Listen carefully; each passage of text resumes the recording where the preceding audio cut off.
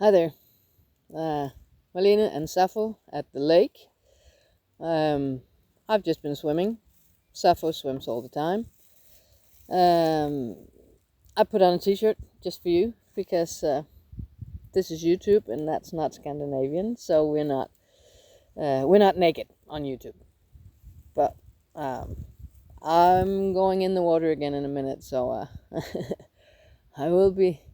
I wouldn't normally be wearing a t-shirt at this moment, but I am because I needed to record a video because my thoughts are very much with the people in the United States at the moment.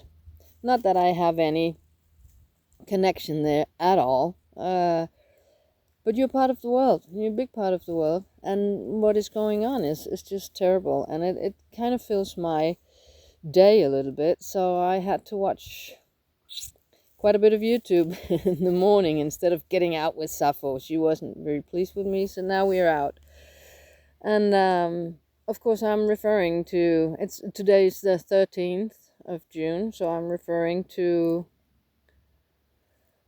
Los Angeles. What is going down there? All the anti-ICE protests being met with brutal force from your evil Uncle Donald over there.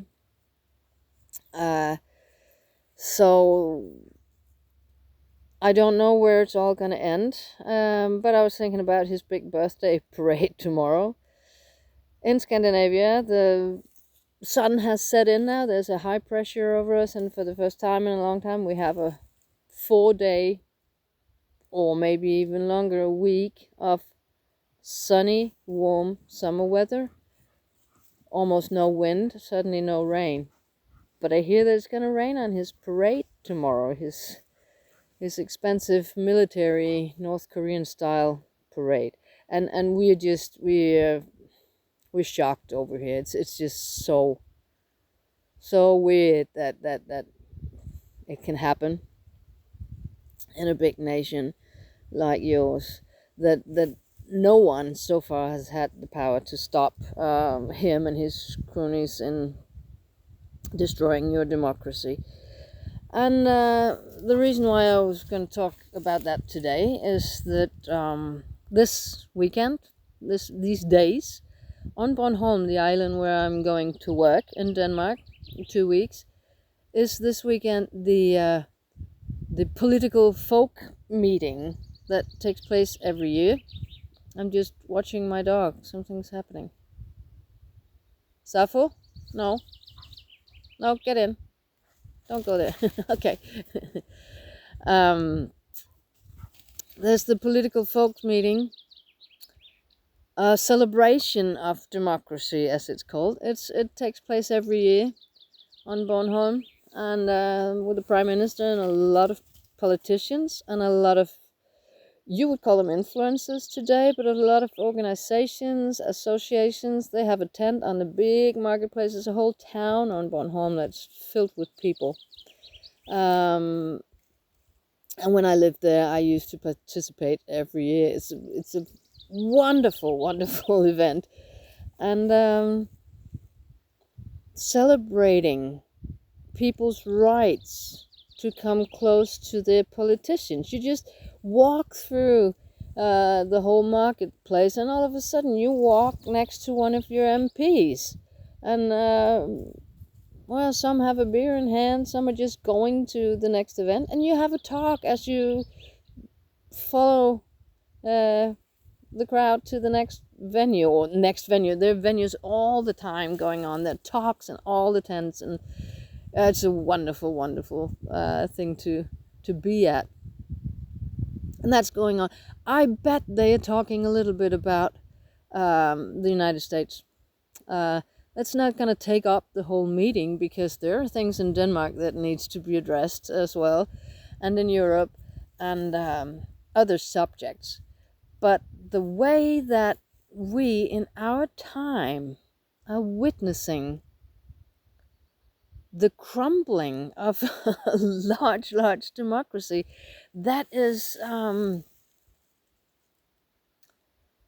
one hand historically extremely interesting, But at the same time, it's so horrific. It's horrible. All the people that are so afraid now, been living their lives peacefully, um, with conduite, as we call. I don't know if that's an English word too. You say conduit. That yes, there are illegal immigrants, but they've been living 30 years, having jobs, having family there, and everybody sees that. Well, this is just one way we have to do it. We just let it slide because it makes the wheels turn. It makes our societies function. We need people to come and pick our crops and clean our toilets and everything. And if we should legalize everything that has just been going on, that would be a lot of bureaucracy. So everybody agrees to more or less let it slide and let it function until a bully and a tyrant comes along. So, I have to get rid of these people. I could do it because they're here illegally. Um, Pardoning a lot of thugs that he tried to make an insurrection with, and instating them as a police force.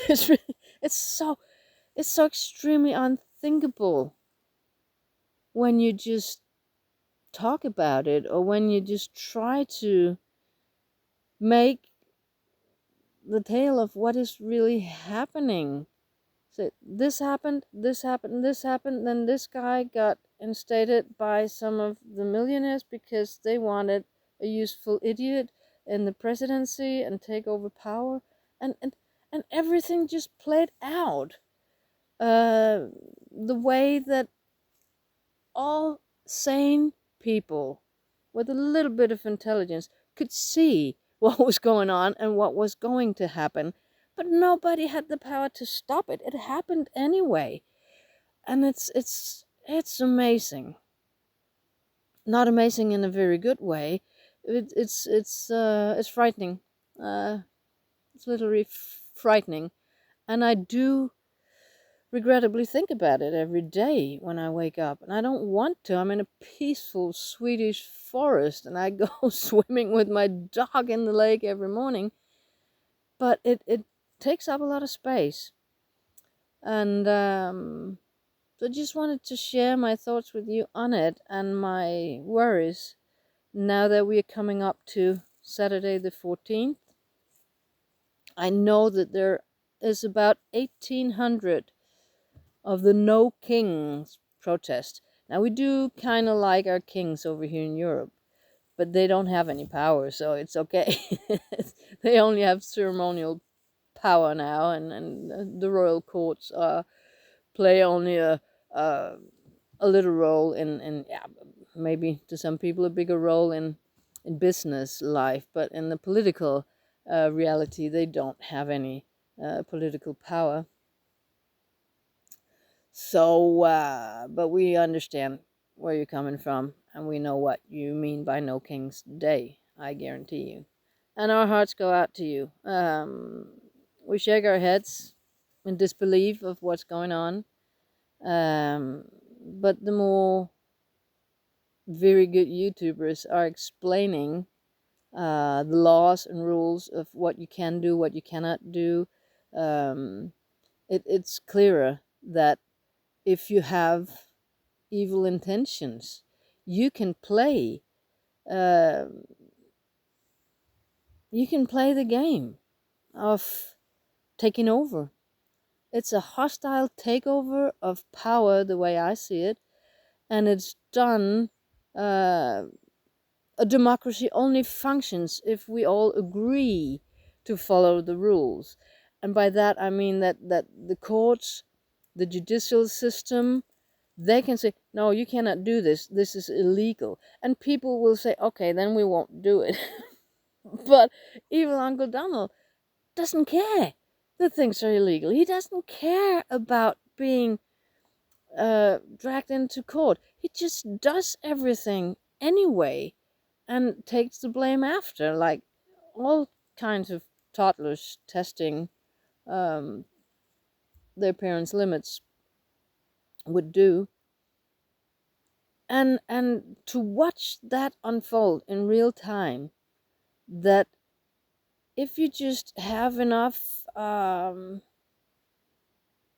evil-minded people behind you, it doesn't have to be a South American or Asian military coup to overthrow a weak democracy.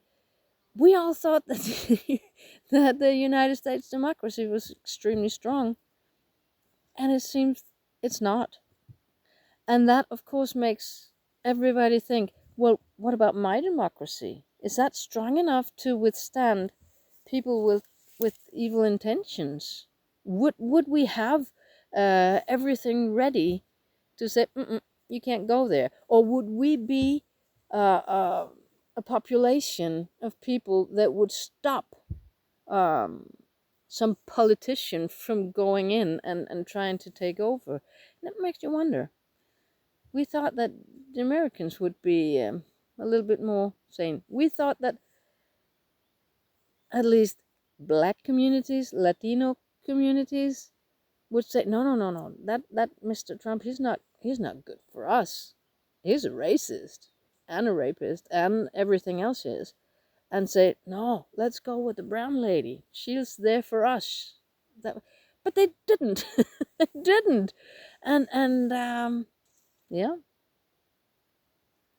shocking, and I'm afraid I have to say a little bit interesting to follow, but not in a very good way. It hurts my heart, and my heart goes out to all of you who are directly affected by the terrible insecurities and the situation in the United States. I just wanted to let you know that, and then I'll get on with my swimming and my peaceful life in the Swedish forest. And the next video I make will be of my progress in rigging up my car to go to Denmark, peaceful Denmark, just as peaceful as Sweden, to work this summer. All the best. Hope you have a peaceful No King's Day. Stay peaceful, no violence, please.